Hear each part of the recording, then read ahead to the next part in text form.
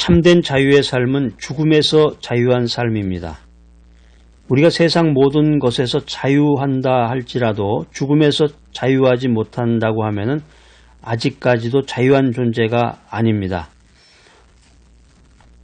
사도 바울은 로마서 5장 14절에서 죽음이 아담 이래로 지금까지 살고 있는 모든 사람 위에 왕노릇한다고 말하고 있습니다. 가장 강력한 지배자, 가장 강력한 독재자인 죽음에서 벗어날 수 있는 사람은 이 세상에 아무도 없습니다.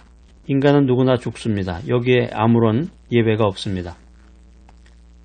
그래서 우리가 잠언이나 전도서를 보면은 그 인간의 지혜에 대한 부분들이 많이 나와 있는데 즐겁고 기쁨 가운데서 결혼식에 참여하는 것보다는 오히려 인간의 죽음과 슬픔을 생각할 수 있는 장례식에 참여해라.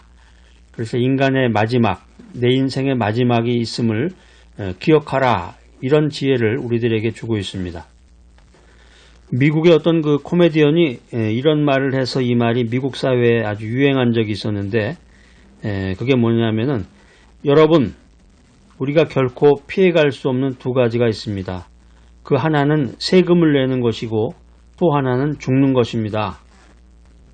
미국 살아보면은 미국 살아가는데 기본 마인드가 있는데 그게 뭐냐면 거짓말하지 말라는 거죠. 거짓말하지 말고 세금 속이지 말아라.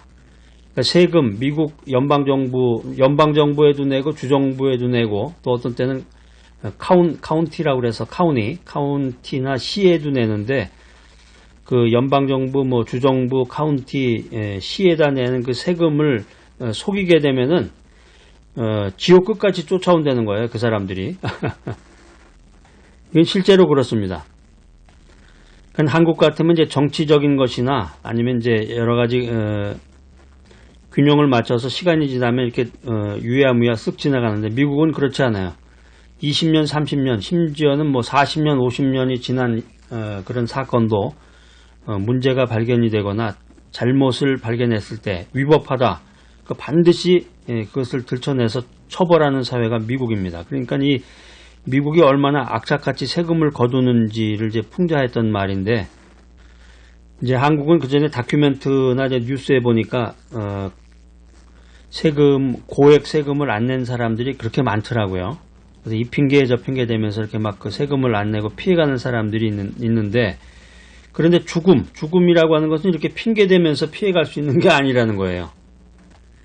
그렇기 때문에 인생이라고 하는 것은 사람들은 죽음에 대한 두려움, 죽음이 가져올 삶의 종국에 대한 이 불안에 속박을 당하고 있는 것입니다. 왜 그러냐면 이 태어나는 날은 있잖아요.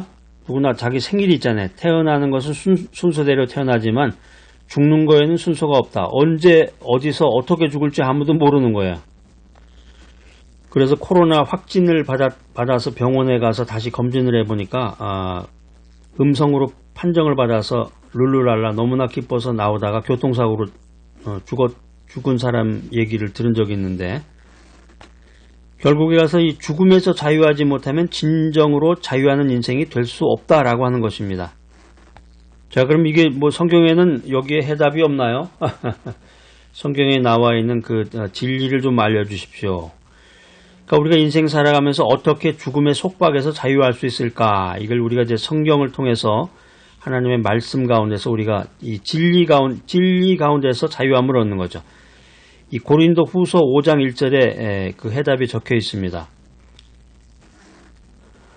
만일 땅에 있는 우리의 장막집이 무너지면 하나님께서 지으신 집, 곧 손으로 지은 것이 아니요 하늘에 있는 영원한 집이 우리에게 있는 줄 아나니.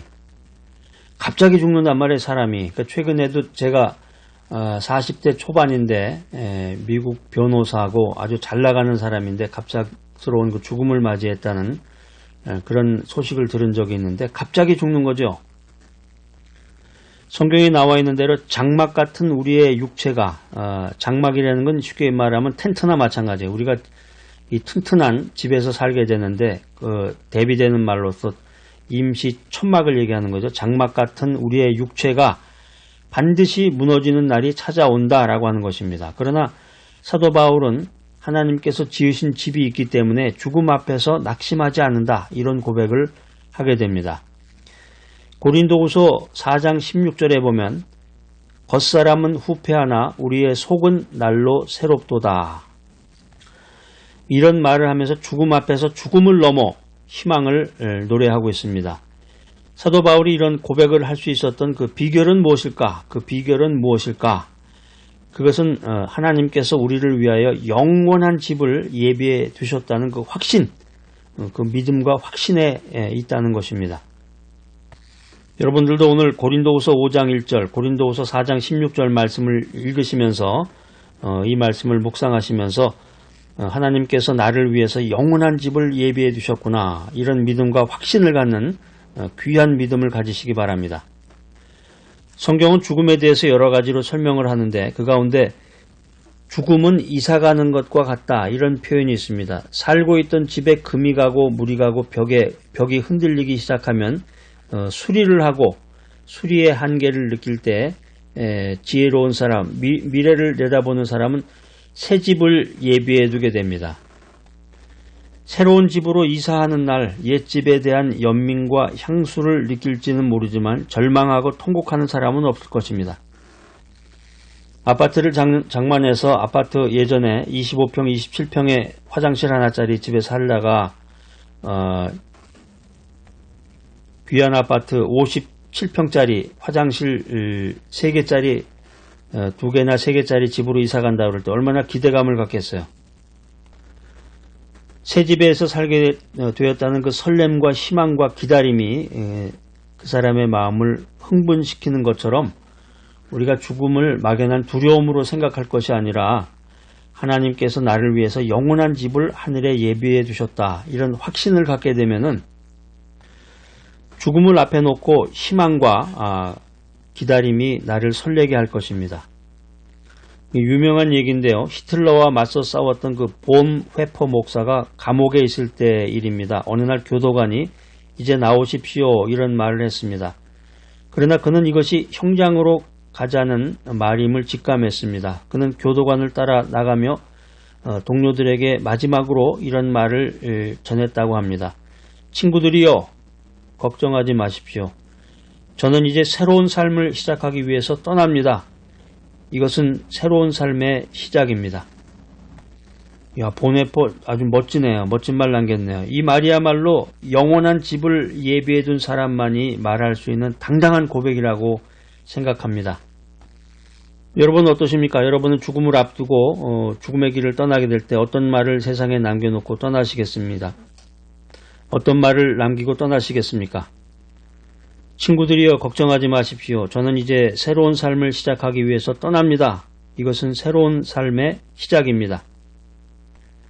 인생에서의 죽음이라고 하는 것은 계약기간이 만료돼서 이제 새로운 집으로 이사가는 것과 같습니다. 우리가 여행 중에 환승기차를 갈아타는 것과 같은 의미일 것입니다. 인생에서의 참된 자유의 삶은 죽음에서 자유한 삶입니다. 하나님이 내 목자가 되신다면 우리는 죽음의 달이라도 찬양하며 건너갈 것입니다. 오늘 이 귀한 메시지 들으시는 여러분들, 진정한 자유, 복음이 주는 자유 안에서 살아가는 귀하고 복된 여러분 모두가 되시기를 간절히 기대합니다.